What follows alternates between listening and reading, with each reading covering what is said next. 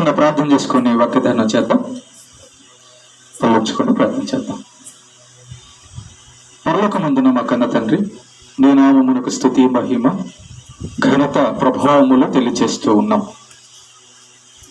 మరొక దినాన్ని రాత్రికాల సమయంలో మాకు అనుగ్రహించినందుకు స్తోత్రాలు. తండ్రి, చదవబడుతున్న యొక్క లేఖన భాగంలో నుంచి మాతో మాట్లాడండి. నీవు మాతో మాట్లాడితే మా జీవితానికి మేలు కలుగుతుంది కనుక నాయన పరిశుద్ధాత్మ చేత మాట్లాడించండి. వినగల చెవులు, గ్రహించగల మనస్సును దయచేయండి. అభ్యంతరపరచ చూచే సాతాను దురాత్మ చక్ర శక్తుల ప్రభావాన్ని తొలగించండి. నీ పక్షాన నీవు నిలబెట్టుకున్న నీ దాసునైనా నేను అల్పజ్ఞుడను, పాపిని, నిష్ప్రయోజకుడను. కేవలం నీ ప్రేమ, నీ కృప చేత నీవు నిలబెట్టావు. కాబట్టి మా అందరితో మాట్లాడి నీ నామంకి మహిమ, ఘనత, ప్రభావములు చెల్లించుకోమని ప్రభువైన యేసుక్రీస్తు పేరిట ఈ ప్రార్థన మీకు సమర్పిస్తున్నాము తండ్రి, ఆమేన్. ప్రియమైన దేవుని పిల్లరా, ఈరోజు ఈ యొక్క ప్రార్థన యొక్క ఉద్దేశము ఏంటంటే, మన మధ్య ఉన్నటువంటి తల్లిగారైన హెప్సిబా అమ్మగారు, గీతమ్మ గారు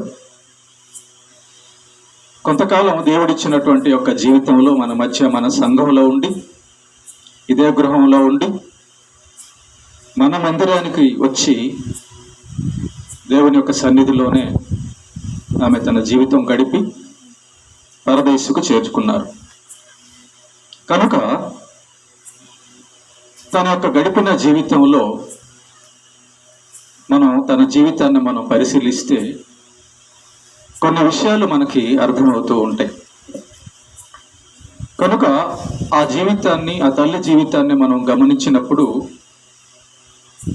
ఆమె ఎలాగా దేవునిలోకి వచ్చిన తర్వాత ఎలా బ్రతికింది, చివరిగా తన జీవితాన్ని ఎలా ముగించుకున్నది అన్న విషయాలు మనం ఆలోచన చేయొచ్చు.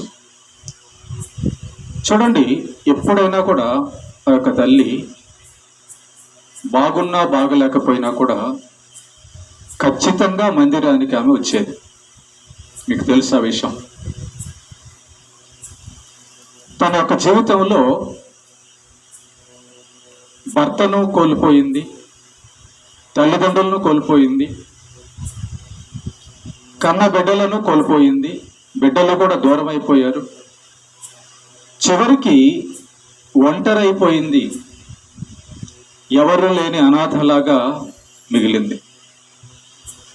తన కుటుంబంలో ఎంతోమంది ఉన్నా వాళ్ళందరూ కూడా చేరదీక తన జీవితం ఒంటరిగా గడుపుతున్న కాలంలో దేవుని యొక్క మహాకృప చేత ఇక్కడ దేవుడు మన చేత మందిరం ఏర్పాటు చేశాడు. ఆ మందిరం ఏర్పాటు అయిన తర్వాతే ఆ తల్లి మన మందిరానికి వచ్చింది. వచ్చిన తర్వాత చూడండి, మందిరంలో అనేకులు సభ్యులుగా ఉంటారు, కానీ ఆ తల్లి మాత్రము సేవకుని కుటుంబంలో సభ్యురాలుగా మారిపోయింది. కుటుంబంలోకి, మా జీవితంలోకి, మా కుటుంబంలోకి వచ్చేసింది. వచ్చేసి మా కుటుంబంలో ఒక మనిషిలాగా ఉంది. నిజంగా చెప్పాలంటే మా అమ్మ కంటే కూడా ఆమె నా గురించి ఎక్కువగా ఆలోచించింది. జీవితంలో ఏదైనా చిన్న కష్టం వచ్చినా కూడా పాస్టర్ గారికి కష్టం వచ్చింది, పాస్టర్ గారికి అవసరం వచ్చిందని చెప్పని తను ఎంతో బాధపడి ఖచ్చితంగా ఏదో ఒక సహాయం తన వంతుగా ఆ తల్లి చేసేది. దేవుని పని అంటే, దేవుని సేవకుడు అంటే ఎంతో గౌరవం. దైవ సేవకుడికి ఏదో ఒకటి చేయాలి, దైవ సేవకుడికి ఏదైనా చేయాలని ఆలోచిస్తూ ఉండేది. కనుక నాకు ఒకసారి బాగలేనప్పుడు ఆ తల్లి సంవత్సరం రోజుల దాకా, ఆ తల్లి తర్వాత సుమన్ చిన్నోడు, వాడు కూడా బొడ్డోడుగా ఉన్నాడు, వాళ్ళిద్దరు కలిసి చూశారు. అందువల్ల ఆ తల్లి మన మందిరానికి వచ్చినప్పుడు నేను ఒకటే నిర్ణయం తీసుకున్నాను. అమ్మా, నీకెవరు లేరని అనుకోబాకు, మేమందరం ఉన్నాం, దేవుడు ఉన్నాడు, నేను ఉన్నాను, మేమందరం సంఘం అంతా కూడా ఉన్నాం. కనుక నీ జీవితకాలం అంతా కూడా నిన్ను మేము చూస్తాము అని చెప్పడం జరిగింది. ఆమె నన్ను చూసిన విధానాన్ని బట్టి నేను కూడా చూడాలని నా మనసులో కలిగింది. దానికి కారణము దేవుడే. ఆ తల్లిని ఇక్కడికి పంపించడం, మన మందిరంలో స్థిరపరచడం, ఇదంతా కూడా జరిగింది. కాబట్టి ఆ తల్లి జీవితం చూస్తే మనం ఒకటి ఆలోచన చేయొచ్చు. ఏంటంటే, భర్త దూరమైనా, బంధువుల దూరమైనా, అనారోగ్యం వచ్చినా, ఏది ఏమైనా కూడా యేసు ప్రభువుని విడవలేదు. చూసారా, తన జీవితంలో, ఆమె జీవితంలో మనం పరిశీలించాల్సిన విషయం ఏంటంటే, దేవుణ్ణి విడవల, ఒంటరిగా ఉండేది, అయినా కూడా దేవుడిని విడవలేదు. కనుక దేవుడు అలాంటి వారిని ఏం చేశాడంటే, ఖచ్చితంగా ఆయన ఆదరిస్తాడు, బలపరుస్తాడు. అందుకే మన సంఘంలో ఆమెని చేర్చాడు. కుటుంబం, బంధుమిత్రులు కూడా ఆశ్చర్యపోయేలాగా ఆమె భూస్థాపన కార్యము జరిగింది. మీకు అందరికీ తెలుసు, మీరందరూ చూస్తున్నారు. కనుక ఆ విషయాన్ని వారి యొక్క చెల్లెలు గారు కూడా బెంగళూరులో ఉంటారు, వాళ్ళు చెప్పడం జరిగింది. పాస్టర్ గారు, ఇంత గొప్పగా మీరు చేస్తారని మేము అనుకోలేదు అని చాలా సంతోషపడ్డారు. కనుక వాళ్ళు ఇంకో మాట కూడా అన్నారు, ప్రతి సంవత్సరము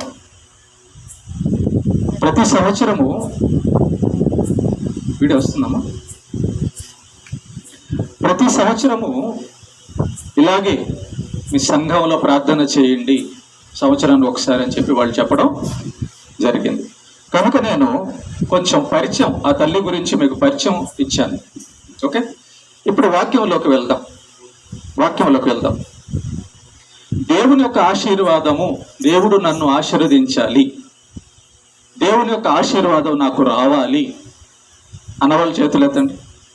దేవుడు నన్ను ఆశీర్వదించాలి, దేవుని యొక్క ఆశీర్వాదం నాకు రావాలి అన్న కదా, రైట్. ఇంతకీ ఆశీర్వాదం ఎలా వస్తుంది? దేవుని యొక్క ఆశీర్వాదం చూడండి. ఆ యొక్క తల్లి ఒంటరిగా ఉన్నా కూడా దేవుని సంఘంలో చేర్చబడి భూస్థాపన దేవుని యొక్క చిత్తాన్ని బట్టి గొప్పగా జరిగింది. అంటే దేవుని ఆశీర్వాదం ఉంటేనే కానీ అలా జరగదు. దేవుని యొక్క ఆశీర్వాదం పొందితేనే అలా జరగదు. కనుక ఆ తల్లికి దేవుని ఆశీర్వాదం ఉంది కాబట్టి ఆ విధంగా భూస్థాపన జరిగింది. ఆ విధంగా మనం తోడుగా, దేవుడి తోడుగా ఉన్నాడు. రైట్, మంచిది. రైట్, ఆశీర్వాదము. ఈ ఆశీర్వాదములో రకాలు ఉన్నాయమ్మా. ఆశీర్వాదములో చాలా రకాలు ఉన్నాయి. దేవుని యొక్క వాక్యం చదివితే ఆశీర్వాదమే, ప్రార్థన చేస్తే ఆశీర్వాదమే, మందిరానికి వస్తే ఆశీర్వాదమే, దేవుణ్ణి స్తుతిస్తూ గానం చేస్తూ ఉంటే ఆశీర్వాదమే. ఓకే, ఇలా దేవునికి ఇచ్చిన ఆశీర్వాదమే. ఎన్నో ఆశీర్వాదాలు ఉన్నాయి. రకరకాల పనుల ద్వారా దేవుని యొక్క ఆశీర్వాదాన్ని మనం పొందొచ్చు. అయితే ఈరోజు ఒక ఆశీర్వాదాన్ని మనం నేర్చుకుందాం. ఎన్నో విధానాల్లో దేవుడు మనల్ని ఆశీర్వదిస్తాడు. ఈరోజు ఒక ఆశీర్వాదాన్ని మనం నేర్చుకుందాం. అదేం ఆశీర్వాదం అంటే, చూడండి, సామెతల గ్రంథము 10వ అధ్యాయము 6-7 వచనాలు చదవండి.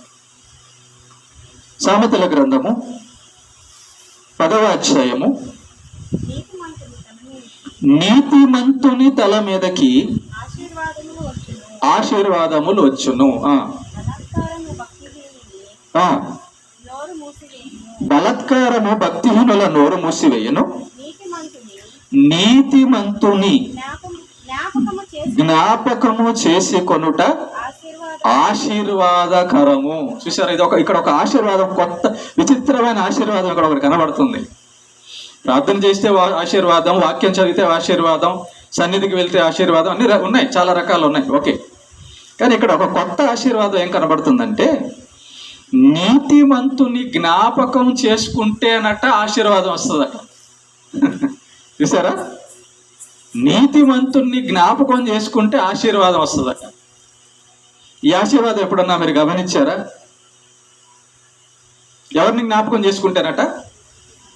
నీతిమంతుడు లేక నీతిమంతురాలు, ఒక నీతిమంతుణ్ణి, ఒక నీతిమంతురాలను జ్ఞాపకము చేసుకుంటే ఆశీర్వాదం అట. ఇంతకీ అసలు ఈ ఆశీర్వాదం ఎవరి తల మీదకి వస్తుందట? నీతిమంతుల తల మీదకి వస్తుందట. చూసావా? దేవుని యొక్క ఆశీర్వాదము మనకు రావాలంటే మనం నీతిమంతులు అవ్వాలి.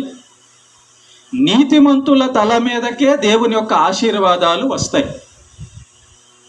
కనుక ఇక్కడ ఈరోజు ఒక కొత్త ఆశీర్వాదం ఒకటి మనం నేర్చుకుందాం. మనం దేవుడి దగ్గర ఆశీర్వాదాలు పొందడం అనేది మంచిదే, కోరుకోదగినదే. ఎన్నో రకాలుగా దేవుడు మనల్ని ఆశీర్వదించాలనుకుంటాడు. ఇక్కడ దేవుడు ఏమని రాపించాడంటే, నీతిమంతుణ్ణి జ్ఞాపకము చేసుకొనుట ఆశీర్వాదకరము. ఇదొక ఆశీర్వాదం అంట. నీతిమంతులు. బైబిల్లో దైవ భక్తులైన ఏ నీతిమంతులైతే ఉన్నారో, ఆది కాండము నుంచి ప్రకటన గ్రంథం వరకు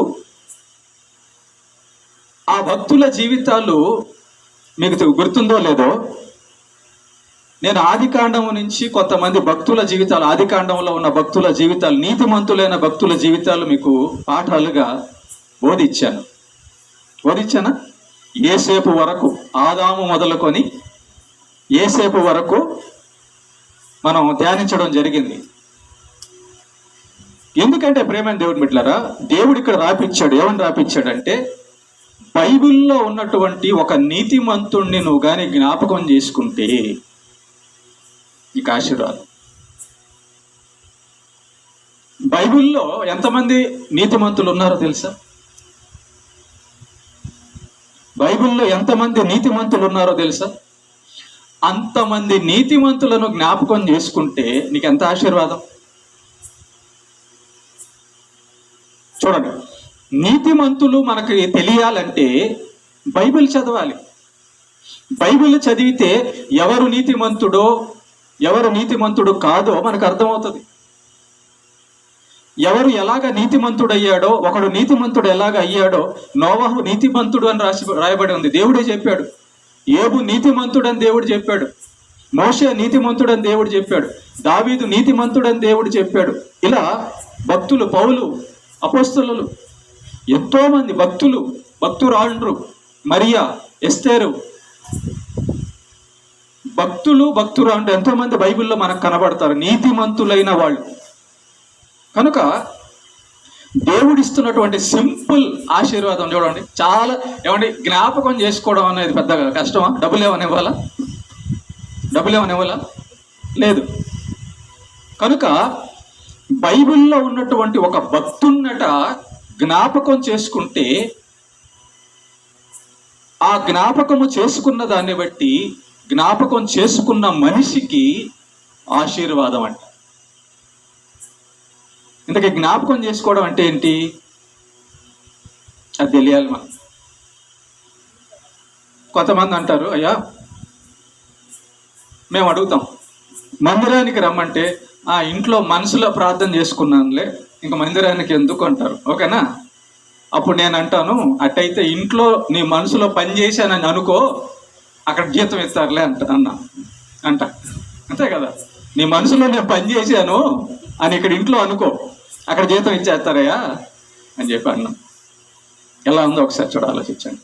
కాబట్టి జ్ఞాపకము చేసుకోవడం అంటే ఏంటంటే, ఒక భక్తుడు దేవుడిచ్చిన జీవిత కాలంలో ఒక నీతిమంతుడు ఎలా బతికాడు, తన ప్రారంభ తల్లి గర్భంలో నుంచి చనిపోయే రోజు వరకు అతడు దేవుణ్ణి ఏ విధంగా నమ్మాడు, అతడు దేవుడికి ఎలాగ లోబడి ఉన్నాడు, అతడు దేవుడి కార్యాలు ఎలా చేశాడని గమనించడం జ్ఞాపకం చేసుకోవడం. ఒకటి జ్ఞాపకం చేసుకోవడంలో మళ్ళా విధాలు ఉన్నాయి, రకాలు ఉన్నాయి. ఓకేనా? జ్ఞాపకం చేసుకోవడం అంటే ఊరికినే తలుచుకొని పడుకోవడం కాదు. జ్ఞాపకం చేసుకోవడం అంటే ఆదాము ఎలా బతికాడు, నోవహు ఎలా బతికాడు, యోబు ఎలా బతికాడు, పౌలు ఎలా బతికాడు, పేతురు ఎలా బతికాడు, మరియమ్మ ఎలా బతికింది, ఎస్తేర్ ఎలా బతికింది అని, దానియేలు ఎలా బతికాడు అని పరిశీలించడం జ్ఞాపకం చేసుకోవడం. యేసు ప్రభు వారు కూడా అంటారు, ఏమని అంటారంటే, ప్రభు బల్ల విషయంలో కొరంథీయులకు రాసిన మొదటి పత్రిక 11వ అధ్యాయంలో మనం గమనిస్తే, నన్ను జ్ఞాపకము చేసుకొనుటకు దీన్ని చేయుడి అంటాడు. ఏమండి, సిలువలో యేసు ప్రభు చేసిన కార్యాన్ని మనం జ్ఞాపకం చేసుకోవడం అంటే ఏంటంటే, ఆయన మన కొరకు ఏం చేశాడో దాన్ని తలంచుకొని ఆయన చేసిన ఆ కార్యాన్ని మనం పొందుకునేటట్లుగా ఉండాలి. ఊరికి యేసు ప్రభు నా కోసం ప్రాణం పెట్టాడని అనుకోకుండా, ప్రాణం పెట్టిన యేసు ప్రభు ఏం చేయమన్నాడు. కాబట్టి ఒక్కొక్క భక్తుడి జీవితాన్ని మనం పరిశీలించడము, జ్ఞాపకం చేసుకోవడంలో మొదటి యొక్క మెట్టు. ఓకే, జాగ్రత్తగానండి.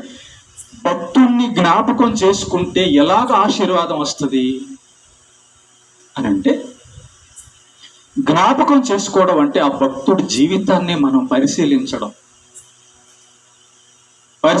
అన్నమాట. పరిశీలించిన తర్వాత మనకు ఒక విషయం అర్థమవుతుంది. దానియేలు గారు సింహాల బోనులో పడిన తర్వాత ఎలా మళ్ళీ బయటకు వచ్చాడు?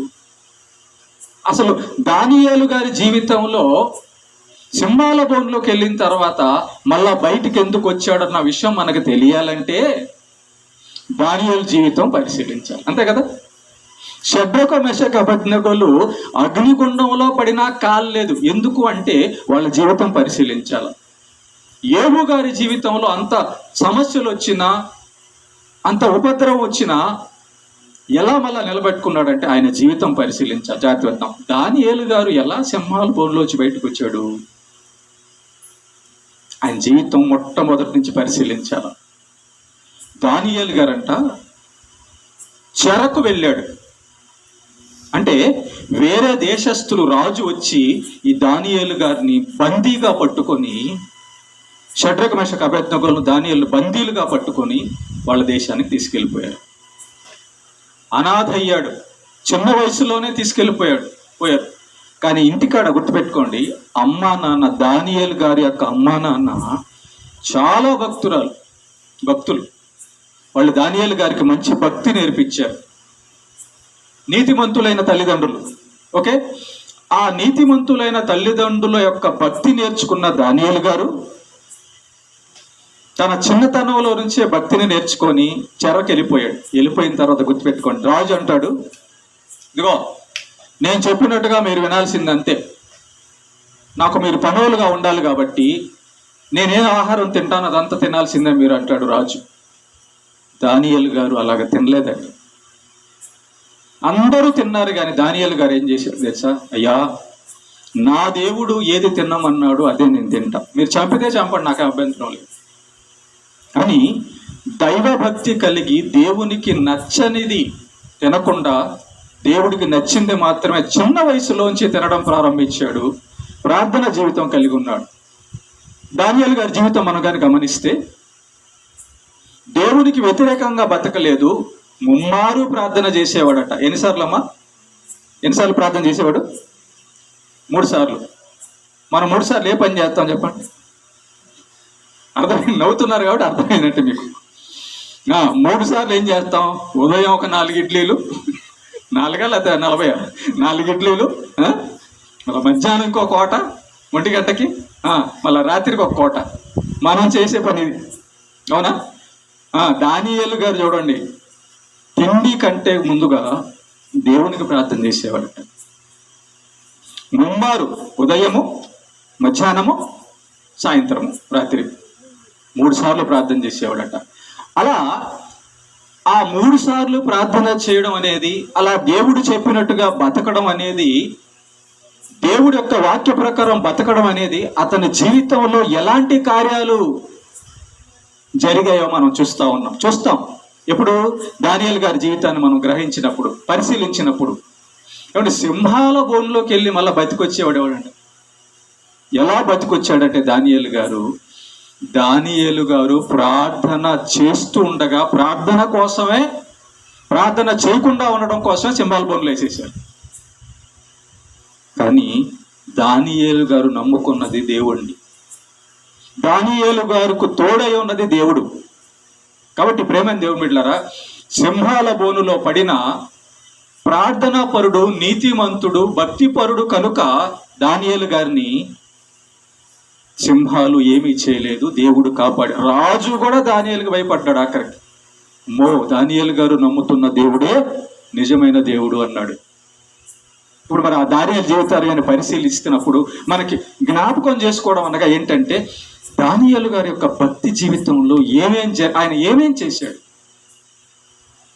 ఆయన ఏమేం చేశాడో దాన్ని పరిశీలించి మనం కూడా నేర్చుకొని, దానియేలు గారు 3 సార్లు రోజుకి ప్రార్థన చేసేవాడు అనమాట.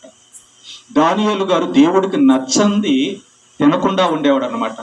దానియేలు గారు దేవుడు చెప్పినట్టుగా బతికేవాడు అనమాట. ఈ విషయాలన్నీ మనకు అర్థమయ్యాయి. అర్థమైనప్పుడు ఏమవుతుంది? మనం నిజంగా దేవుడు చెప్పినట్టుగా బతకాలనుకున్నప్పుడు, ఒక దానియేలు గారి జీవితాన్ని తీసుకున్నప్పుడు, ఆ దానియేలు గారి జీవితంలో దానియేలు గారు చేసినవన్నీ మనం చేసినప్పుడు, దానియేలుని సింహాల బోన్లో కాపాడిన దేవుడు నిన్ను అప్పులోంచి బయటికి ఎందుకు తీసుకురాడు? దానియేలు గారు ఎక్కడ పడ్డాడు? సింహాల బోన్లో పడ్డాడు. ఒకవేళ మనం అప్పులో పడ్డామనుకో, లేదా అనారోగ్యంలో పడ్డామనుకో, లేదా ఇంకో సమస్యల్లో పడ్డామనుకో, దానియేలుని మనం పరిశీలించినప్పుడు, దానియేలుని కాపాడిన దేవుడు నన్ను ఎందుకు కాపాడుతాడు? ఎప్పుడు?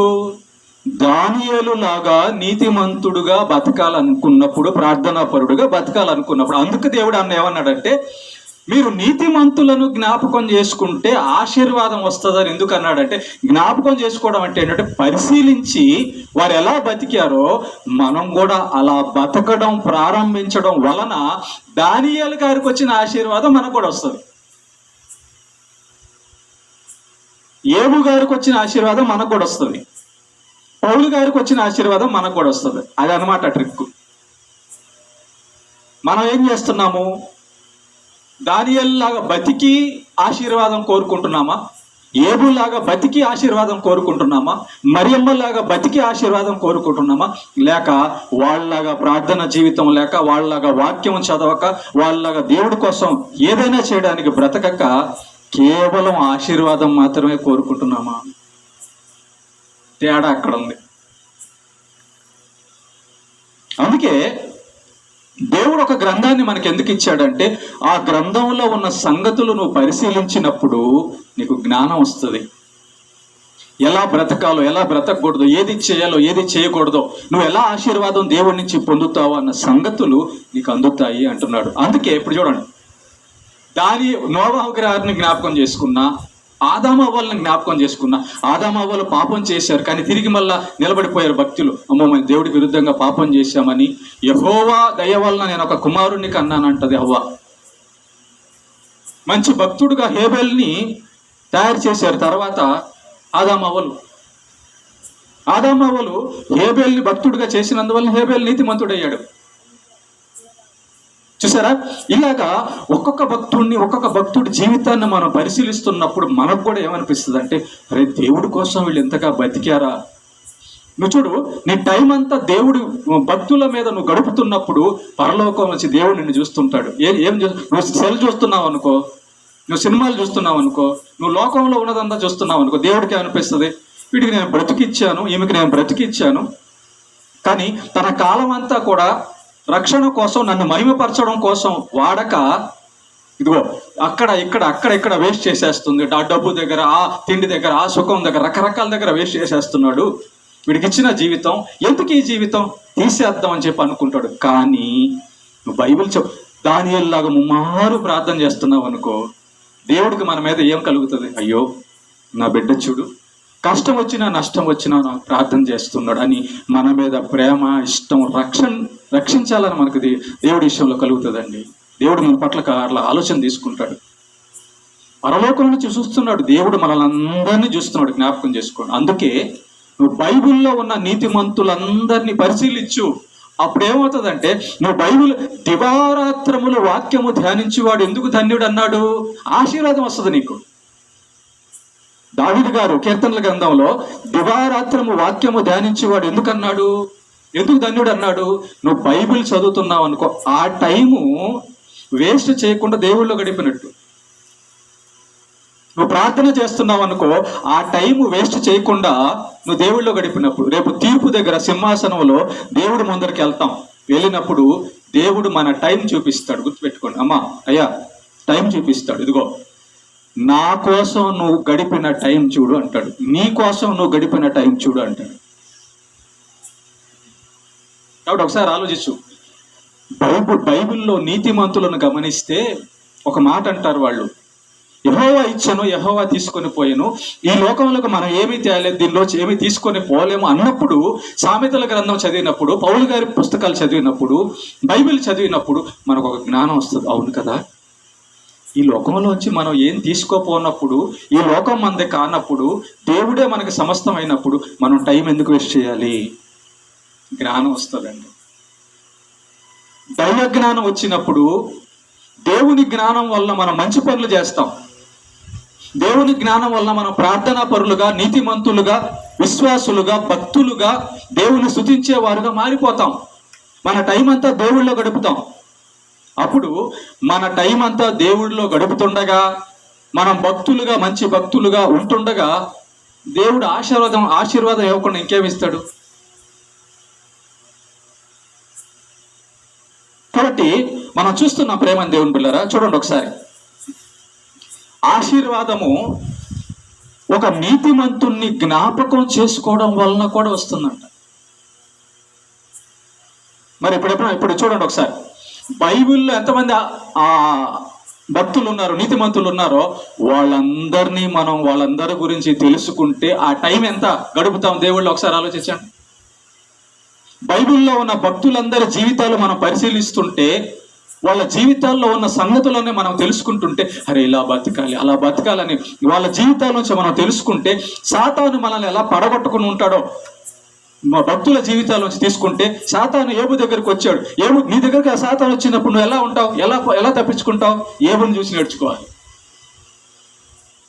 ఏబు జీవితం నీకు తెలిస్తే కదా సాతాను వచ్చినప్పుడు ఎలా తప్పించుకోవాలో తెలుసుకుంటావు. పౌలు గారి జీవితం తెలుసుకుంటే దేవుడి కోసం ఎలా బతకాలో తెలుస్తుంది. సమూయేలు గారి జీవితం తీసుకుంటే చిన్నప్పుడే దేవుడి కోసం ఎలా బతకాలో తెలుస్తుంది. హన్నా జీవితం తీసుకుంటే బిడ్డలను దేవుడి కోసం ఎలా సమర్పణ చేయాలో తెలుస్తుంది. మరియమ్మ జీవితం తెలుసుకుంటే దేవుడి కోసం తన యొక్క జీవితాన్ని ఎలా కాపాడుకుందో తెలుస్తుంది. దానియేలు గారి షడ్రక మేష జీవితం తీసుకుంటే దేవుడి కోసం ప్రాణం కూడా ఎక్కువ కాదు అనే విషయం తెలుస్తుంది. యేసు ప్రభు జీవితాన్ని తీసుకుంటే మన కోసం ఎంత ఆయన రక్షణ కార్యాన్ని నెరవేర్చాడో, ఎంత ప్రాణం పెట్టాడో, ఎంత శ్రమ పడ్డాడో తెలుస్తుంది. అలాగా మనం అందరం కూడా నీతిమంతులు అవుతాం. ఓకే, ఒక మాట చదువుతాం, బైబిల్లోంచి ఒక మాట చదివేసి ముగించుకుందాం. కీర్తనల గ్రంథము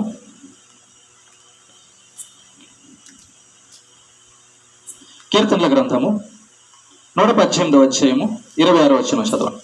కీర్తనల గ్రంథము 118:26 చదవండి. ఎవరైనా చదవండి. ఉందా?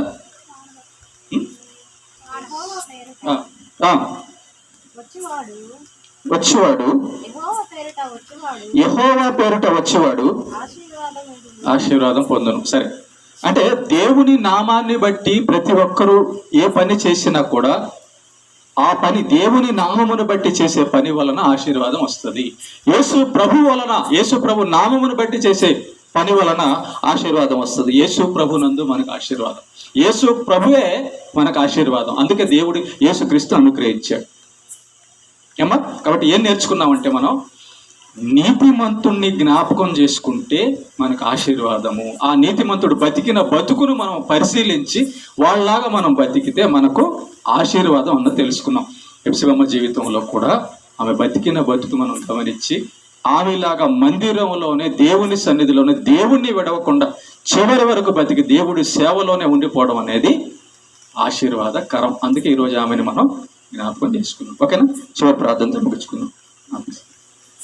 సెలవు.